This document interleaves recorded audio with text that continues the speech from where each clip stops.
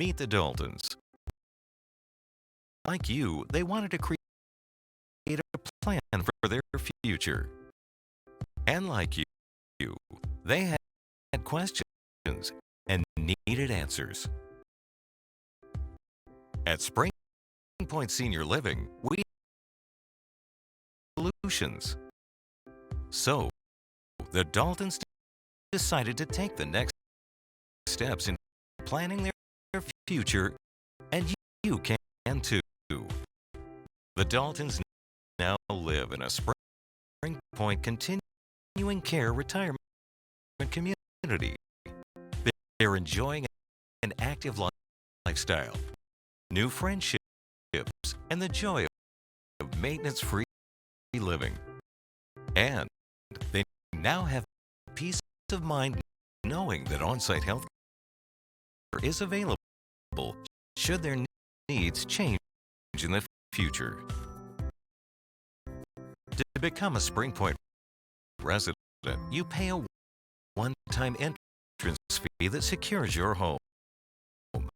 From beautifully appointed apartments to spacious cottages, we offer a variety of living options. As a resident, your monthly service fee covers all your living expenses. SPRINGPOINT makes it easier to pay your bills with a single monthly check.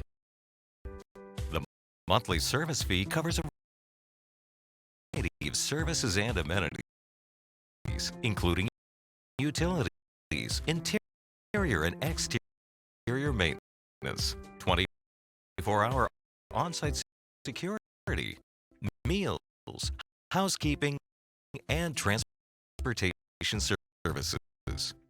Plus, you'll enjoy full access to the community fitness and aquatic center, library, enrichment programs, entertainment, spiritual care programs, and much more. We also offer high-quality on-site health care services that cater to the needs of each individual. Our full continuum of care offers increasing levels of care services that you may need as you age. This includes independent living options to home care, assisted living, rehabilitation, nursing, and memory care services. So, what makes SPRINGPOINT unique? We are CARF accredited, meaning we exceed the toughest standards for quality senior living. We are a non-profit organization, so serving our residents is our primary concern. We also have a rich history of inclusion, creating a culture that encourages all our residents to live their best lives, regardless of their differences. Better yet, our complimentary Move Ahead program helps organize your move. Our caring team is here to minimize the work and make your transition easier. Now the Daltons not only have solid plans for the future, but are enjoying the carefree lifestyle of a SPRINGPOINT community. And they can now enjoy all of the activities and services that we have to offer. It's time to take control of your future. Contact us today for more information.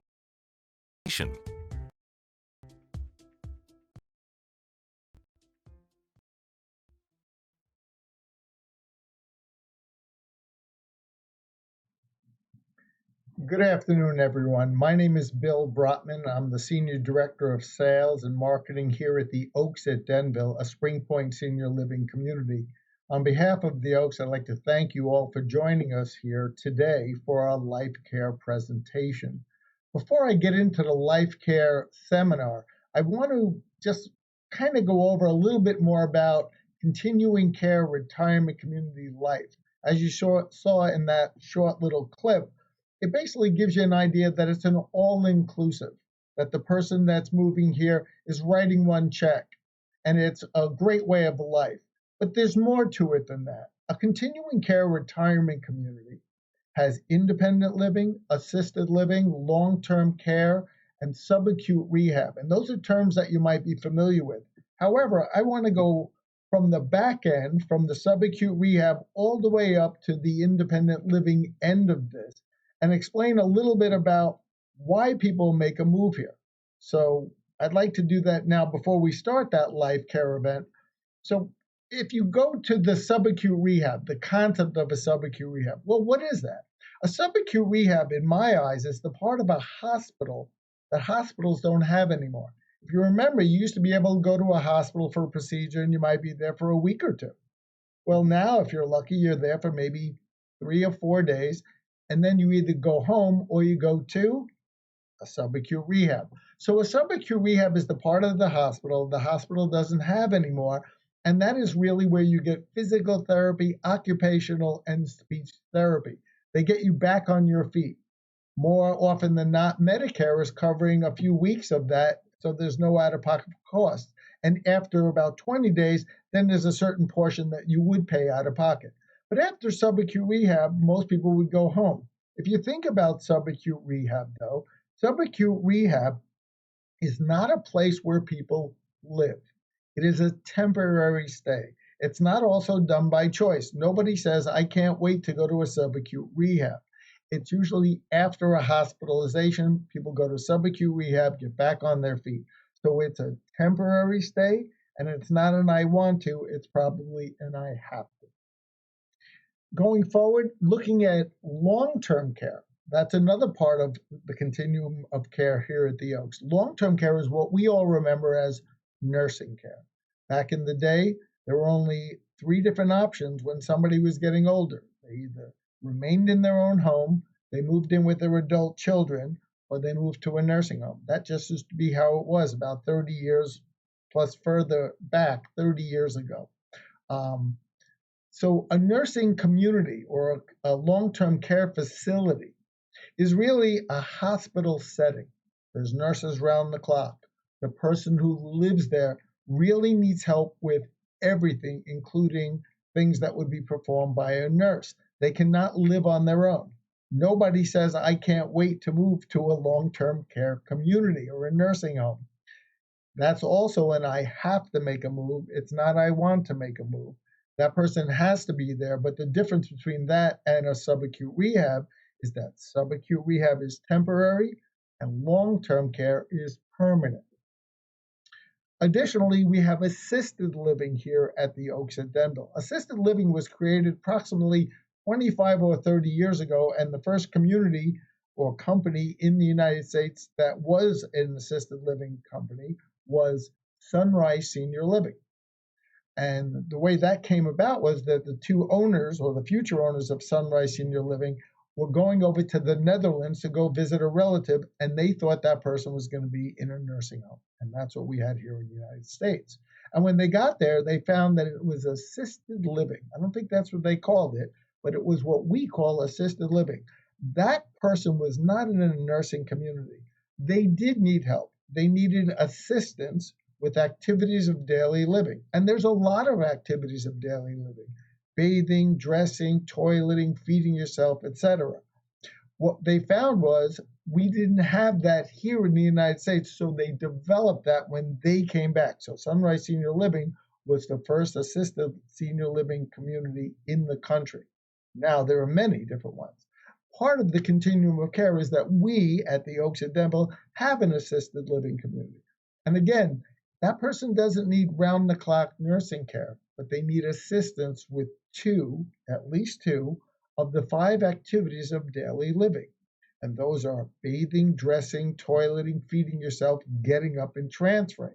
If that person cannot do at least 2 of those 5 activities of daily living on their own, they probably can't go on with the rest of the day. Think about it. If someone can't get out of bed, and then they can't get bathed or shower themselves, probably pretty much going to need some help.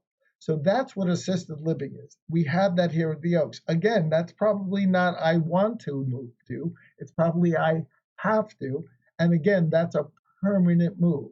So assisted living is I have to, permanent move. Skilled nursing or long-term care, have to, permanent move. Subacute rehab, temporary, but I have to. And the biggest part of a continuing care retirement community is independent living. We're all independent living. That means we come and go as we please. We don't have curfews. We don't need assistance with our activities of daily living, or at least all of them, maybe a little bit of help.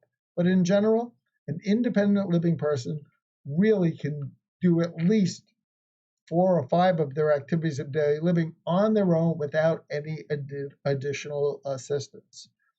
So if we already have independent living where we are now, right, where you live, you're independent living, why would you move to an independent living community in a CCRC? That's the question. And the way I put it is, our independent living is at a CCRC is really independent living on steroids. What do I mean by that? Well, it's safer, smarter, more secure. People have many different reasons why they look at a continuing care retirement community as we get older.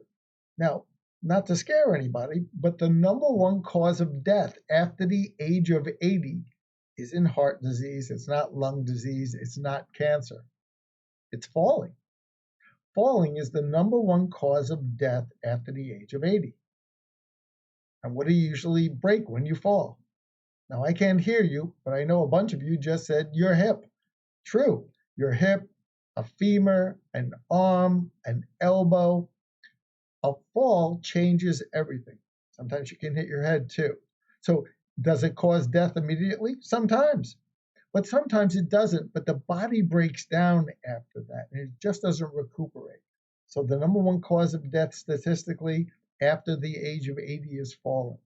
So some people look at our continuing care retirement community and our independent living apartments because there are no stairs, there's no bathtubs, there's grab bars in the showers, the commodes, the toilets are raised, everything is easier, the doorways are wider. What does that mean? That means that if you ever need a wheelchair or a walker, you can easily get in and out of the community or your apartment. Everything is one floor living, Cortec wood style flooring, easy to get around. It's maintenance free living. Housekeeping is included. Every 2 weeks, our housekeepers will come in. You need something fixed, anything breaks in your apartment, a washer, a dryer, dishwasher, microwave oven, we take care of it. No extra cost to the resident. It's also one check that you're writing. It's covering your heat, your hot water, your electric, public water, public sewer, transportation to and from your doctor within 12 miles, transportation to local plays and museums, food shopping, etc. Activities, events, swimming pool. We have Tai Chi, meditation, yoga, library, films, happy hour, trivial pursuit. I can go on and on. This place is a cruise ship that doesn't go anywhere. So the person that's looking to move to a CCRC says, hey, I want an easier, safer, smart life. I still want independent living, but I want to use this as my home base. I don't want to worry about stairs. I don't want to pay real estate taxes anymore. I want a safe, smart, secure environment where I can live. It's hard enough to make this type of move in your late 60s, 70s, and 80s. Can you imagine having to make this move at a later date? Some people wait and they don't move to a continuing care retirement community, and they move when they have to. And what do we say have to's are? Assisted living or long-term care nursing facilities. Moving is difficult. As we get older, it gets harder and harder. So the person that looks at a continuing care retirement community is really looking because they're planners. Many of you may have long-term care insurance. That means you're a planner. Yes, it also means that you're smart, that's right. But you're a planner. A planner is looking for the future. I don't have to do anything. I want to do it. So that's why people move into continuing care retirement communities, especially coming into independent living. Most people don't wait till it's assisted living or long-term care. They move in as independent, and if and when they ever need to go through the continuum of care, like assisted living or long-term care, it's easier. Why? Because you're already in the community. You've already downsized. You've made your move here. So that's the basic concept. I don't want to go too much further into the continuing care retirement community, but what I do want to talk about before we talk about life care is qualifying to move into a community like this. This isn't for everyone. You have to qualify three different ways. You have to qualify financially, you have to qualify medically, and you have to qualify by being assessed by my nursing team here at the Oaks at Denville. So let's talk about the first part about qualifying. This is an entrance fee community. You're paying a chunk of money up front. It feels like you're buying a condo or a co-op. You're not, but that's what it feels like. You're paying this chunk of money up front. Most people are selling their home or they're liquidating part of their portfolio to come up with that entrance fee. You're also going to have to qualify and pay a monthly service fee, which is like glorified rent, but it covers all the things we spoke about a moment ago: your heat, your hot water, your electric, all your activities. It's a one-stop shop. You're writing one check and it's covering your monthly service fee living. It also covers 30 meals per person. So if there's two people in an apartment, it's going to cover 60 meals a month. It covers the transportation to and from your doctor within 12 miles, etc. All the things I discussed earlier. But you have to qualify financially. So when that time comes, I'm going to look at your income and your assets. I'm going to put it into a software program we call FinAid. It's based on your age, your income, your assets, your gender. Why your gender? Because women live longer than men. We take that information, we put it into the software, and it tells me, yes, you can move here, and no, you can't. If you can, we go to the next step. That's medical approval. You'll get forms from us. You'll bring them to your physician. Your doctor will fill out, hypothetically, Mrs. Smith. Mrs. Smith is suitable for independent living. The physician will sign off. We'll get that form back. So now we've been financially qualified, you've been medically qualified, but now my nurses are going to take that medical qualification and they're going to ask you a question, or a group of questions, actually. They're going to have you come in for an assessment. At that assessment, they're going to look at your balance. They're going to look at your gait, how you walk. They're going to ask you questions like, who's the president of the United States? Count backwards from 100 by whatever number. I'm going to ask you 3 words, and I'm going to ask you to repeat those 3 words back to me in 5 minutes. They're going to ask about your family. Do you have children? What are their names? How old are they? Where do you live? They're going to ask you a lot of questions. You don't have to get them all right, but you can't get them all wrong either. That's how we assess, is somebody suitable for independent living here at the Oaks at Denville. So that just gives you an idea. So in wrapping it up, a continuing care retirement community has independent living, assisted living, long-term care, and subacute rehab. You have to qualify financially, you have to qualify medically, and you get assessed. Once you get all through those 3 qualifications, you can move into the community. So with that said, now that you have a good feel for what a continuing care retirement community is, I want to talk a little bit about life care. As I had mentioned earlier, it's an entrance fee community. And I'm going to put a PowerPoint presentation on now so that we can look and get a feel for what that looks like. So when we talk about the Oaks at Denville and life care, there are 2 different types of entrance fees. You can buy into the community with a fee-for-service entrance fee or a traditional life care entrance fee. And I'm going to explain the differences. So we have new pricing right now here at the Oaks at Denville. We have 90% refundable agreements, and we have traditional declining balance life care agreements.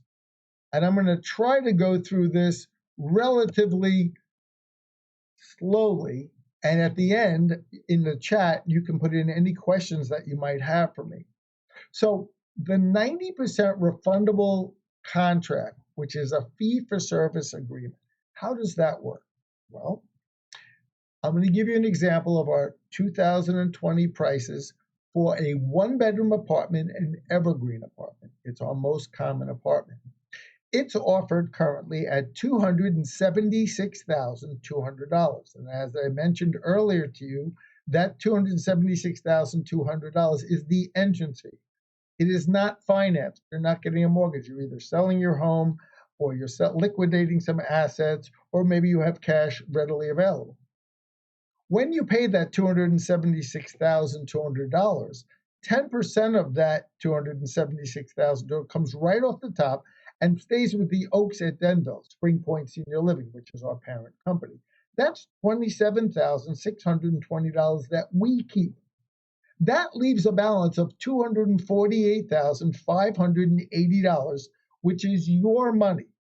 When you leave the community, it goes back to you. If God forbid you pass, it would go to your estate. So you have to pay your monthly service fees once you're living here. Your monthly service fees cover your heat and your hot water. It's your glorified rent. So as long as you pay those bills and you don't go into assisted living or long-term care, or even if you do go into assisted living and long-term care, as long as you're paying your monthly service fees, you will get back the full 90% entrance fee that you paid. So in this case, you would get back $248,580. That would go to you as the ex-resident, or it would go to your family if God forbid you passed. The traditional life care agreement is a little different. So I'm giving you the same example for this exact same apartment, an evergreen apartment. But this time, the evergreen is offered at $275,200. The same 10% is going to come right off the top.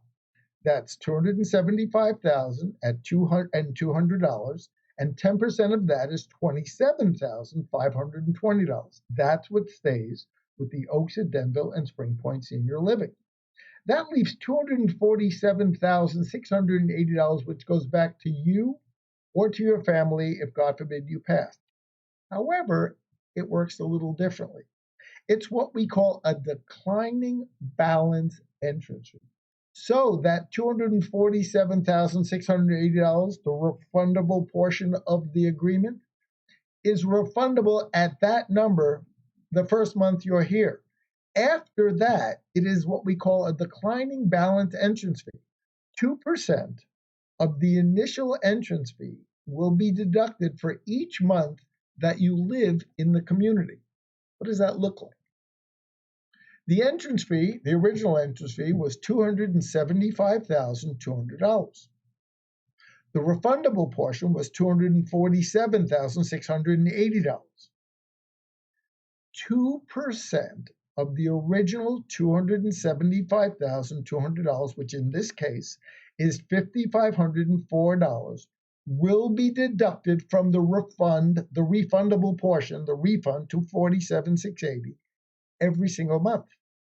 So if we look at it this way, you will see the refund is $247,680. Every month it will decline by $5,504. So after the first month, $242,176 is what would get refunded. The second month, only $236,672. The fourth month, the third month, $231,168. So as you can see, after 48 months, there is no refund going back to the estate or to the resident that left here. So you have to think, why would I want to pay this big chunk of money up front and get none of it back? Because it's a life care agreement. It's different than a fee-for-service agreement. Life care is a very specific type of agreement. It offers you health care and costs that stay predictable throughout your entire stay at the community. There are additional benefits to the new traditional contract. There are tax write-offs. So without getting too complex, especially that you're not here right in front of me, I'm going to give you a general overview. So this past year, in 2019, the tax write-offs are a portion of your entrance fee, which is considered prepaid medical expenses. You're allowed to write off prepaid medical expenses on your taxes, aren't you? Well, let's talk about the 90% refundable contract, which is fee for service, first. 40% of the non-refundable portion of the entrance fee qualifies as prepaid medical expenses. So what does that mean? Well, if I pay $276,200, that's my upfront entrance fee. 10% we said was $27,620. Well, 40% of that number is write-offable. So if you multiply $27,620 and you multiply that times 40%, that's $11,048 that you should be able to write off against your taxes. I'm not an accountant. You would talk to your accountant, but that's what you should be entitled to.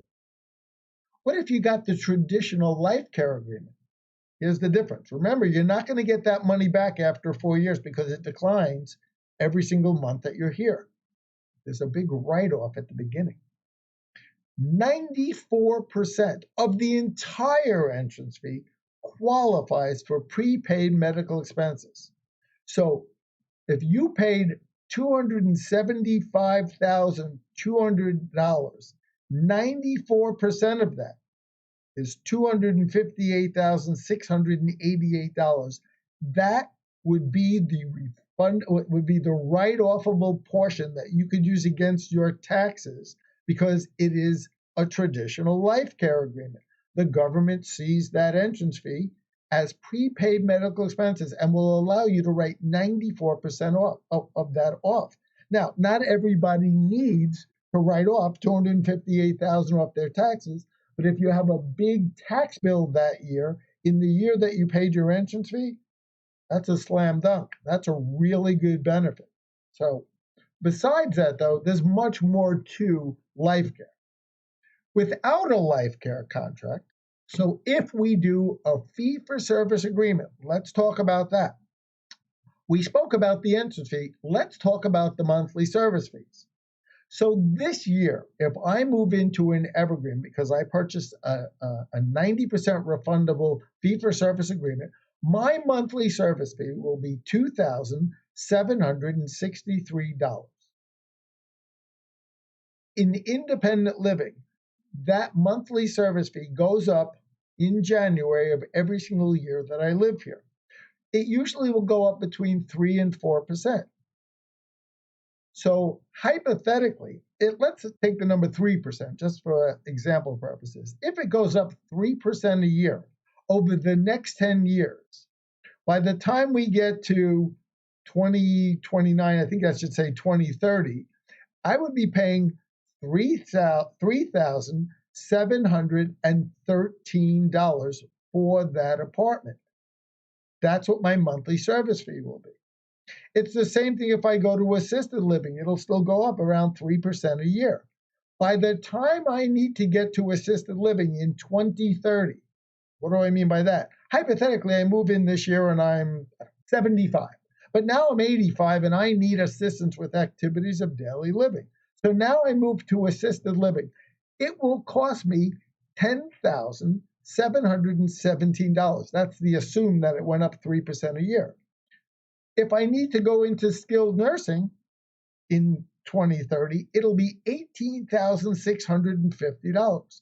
Why are the fees different in each level of care? Because it's a fee for service agreement. I pay a higher fee for the service that I'm getting. So in independent living, I'm not getting a lot of services. I'm getting meals and transportation and housekeeping and maintenance and activities. But as I go into assisted living, now I'm getting some care. Maybe I'm getting bathing or dressing. When I get into skilled nursing, I'm getting help with everything. So in a fee-for-service agreement, I pay a higher fee as I go through the continuum care. So what we said is, again, rehashing and going over this, recapping, in 2030, I'll be paying about $3,700 a month in independent living, a little over $10,000, almost $11,000 a month in assisted living. And when I get to skilled nursing, I'll pay probably $18,000 to $19,000 a month.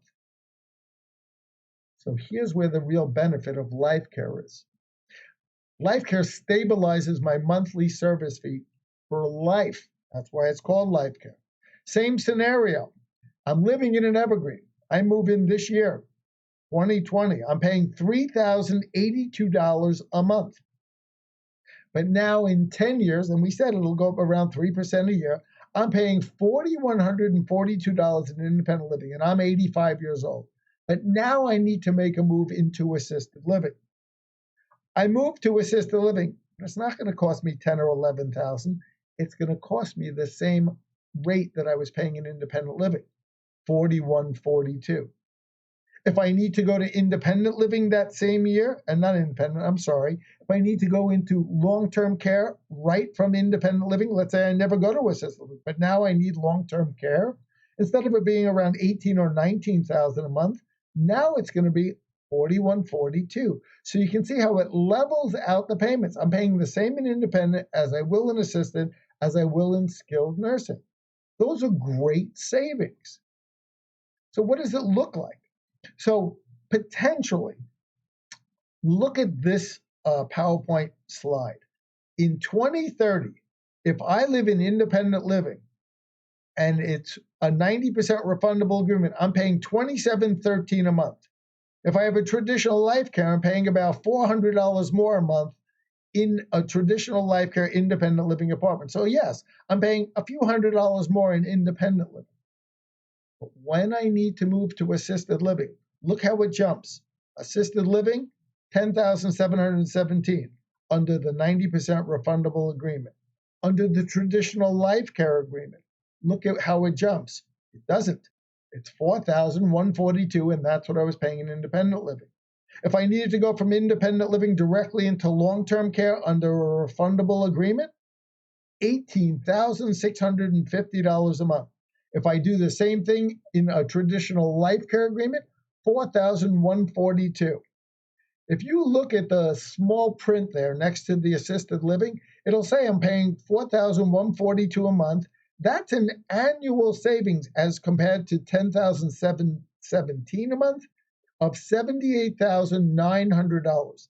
If I'm in assisted living for 2 years, the life care agreement will save me almost $158,000 in a 2-year period. If I go into long-term care, the savings are substantial, because now if I'm there for a year, I'm talking about saving almost $175,000 a year. If I'm there for 2 years, $348,000. If I'm there for 3 years, you're talking about $500,000. So you can see some real substantial differences as to why somebody might want a traditional life care agreement.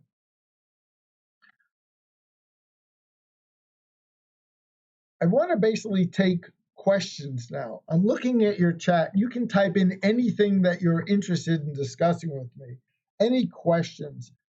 I wouldn't put anything in that's your personal questions, nothing to do with your personal health care or your personal finances. That's something we can do one-to-one on a phone call. But for general questions, please feel free to type in the chat box and ask me anything you like, and we'll take about 20 minutes to answer all those questions. With that said, I really wanted to thank all of you for coming today. It really was a pleasure having you. And we're going to stay in touch, and we're going to be running these seminars monthly, whether it be a life care or it might be a senior living options type of seminar, or maybe it's a more in-depth CCRC seminar as to what goes on with regard to day-to-day living, etc., because that seminar alone could probably be 45 minutes to an hour just on that. But I wanted to thank all of you for attending today. It really was a pleasure. I'm going to give you my phone number. If you want to call me directly, my number is 973-664-3725.